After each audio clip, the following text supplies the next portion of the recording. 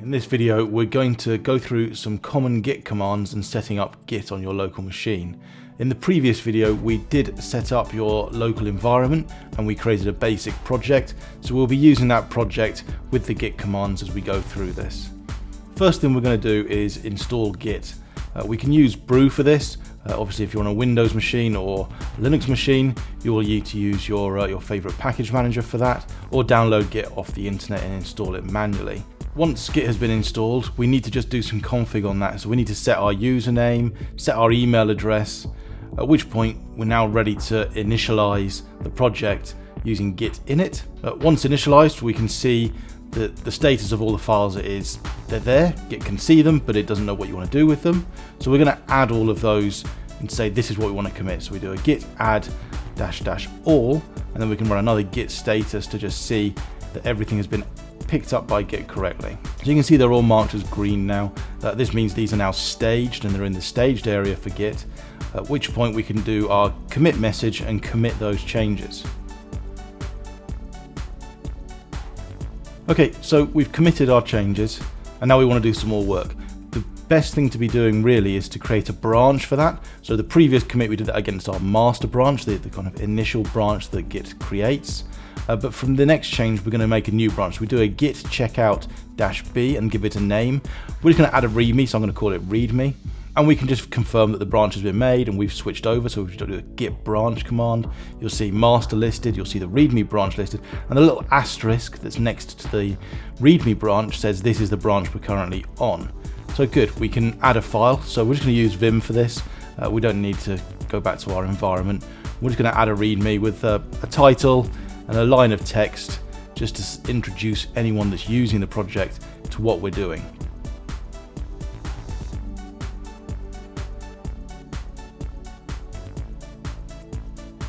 So once we're happy with that, we can save the file and close it. And then we go back to the command line. From here we can see now that the readme file is unstaged, so we need to add that. This time we're just going to show you a slight variation on the commands. If you use git add -i, this goes into the interactive mode and you get a series of different options to update files, revert them, revert being that it takes them out of the stage into the unstaged area of Git, or we can add new files that it's not aware of. So this is a new file, the readme, so we need option 4, which is to add an untracked file. You'll see here the list of what files Git can see. So in this case, it can only see one file that it's not aware of. So we just select file 1, and then it confirms with an asterisk against that this is the file that we've selected.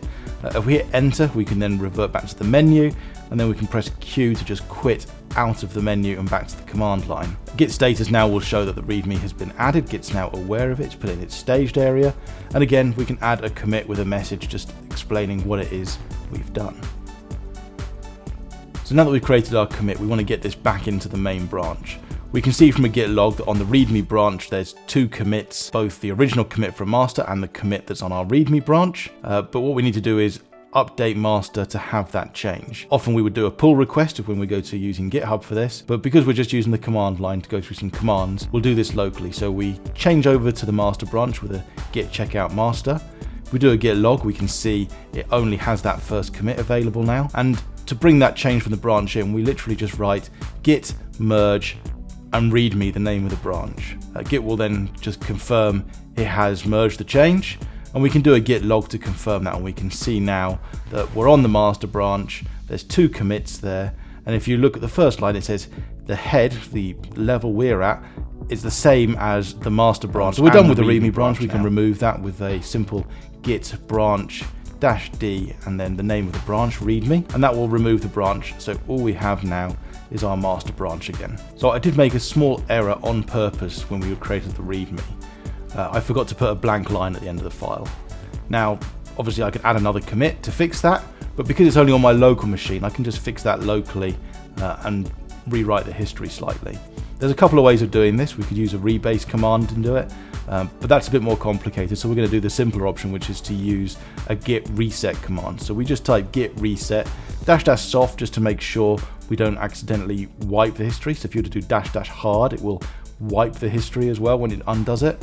But we want to keep the file change, so we just do --soft head and then the tilde symbol for 1, just to say go back 1 commit. So that will then effectively undo that previous commit.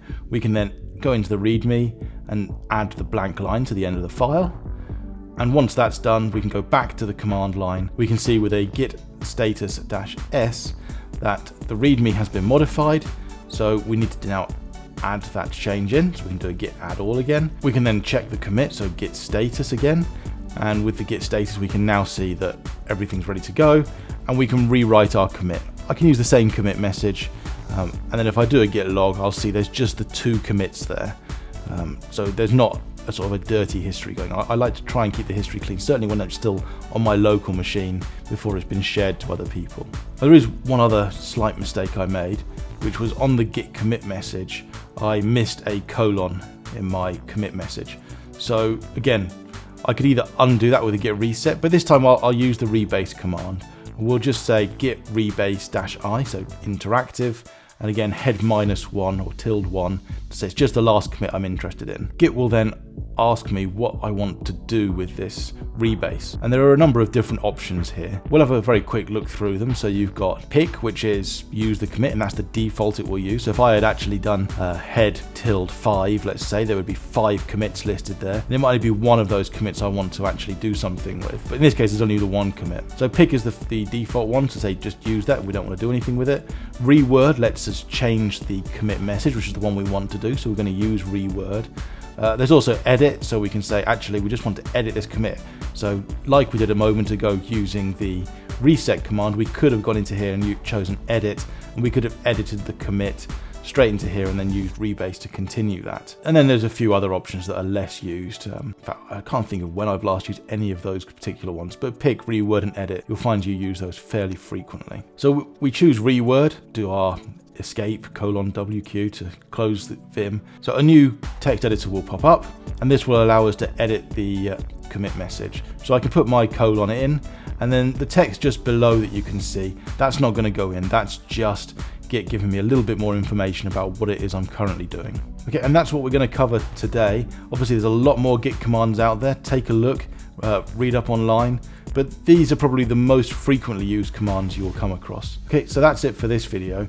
The next video we will look at a few more commands in Git, such as setting up a Git remote, how do you push the code onto the remote, and we will look at generally what else you can do with GitHub and how you can set your account up in a reasonably secure manner. So I hope you enjoyed the video, and I hope you subscribe to the channel, and there'll be more videos coming soon.